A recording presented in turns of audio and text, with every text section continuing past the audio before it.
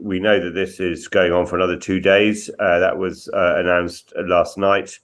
And a list of new Israeli hostages that are going to be released today has been given to the Israelis, and a matching list of 30 Palestinian prisoners, women and children, has been sent the other way. How much longer it goes on until Friday is something that is a day that's being mentioned as the last possible moment that Israel feels that the ceasefire can go on without losing its operational advantage.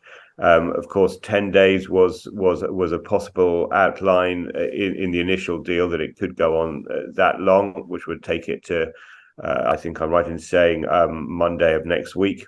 Not quite clear. I mean, I think there's a certain amount of grandstanding about this.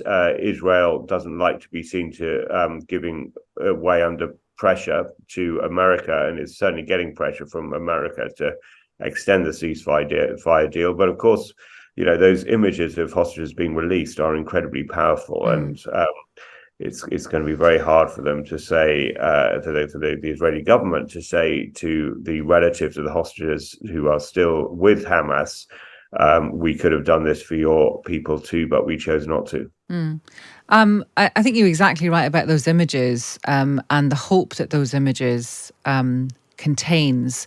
And I wonder, you have people like Benjamin Netanyahu talking very tough about, we will resume at the same level, we will destroy Hamas, which is what they said at the beginning.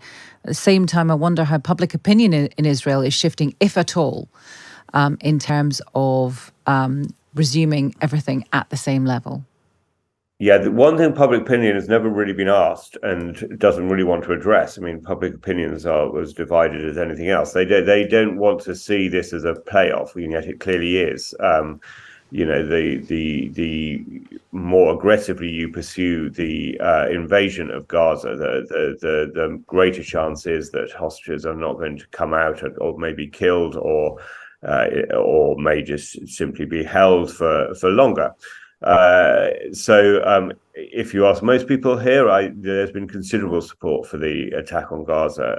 A lot of people say they're not insensitive to the civilian losses. They, in many cases, say we mourn for the Palestinian civilians who are dying, but what choice do we have? We have to finish this scourge of Hamas as they see it once and for all. So there has been a lot of support for the government on this, and it's cross-party support as well. I mean, the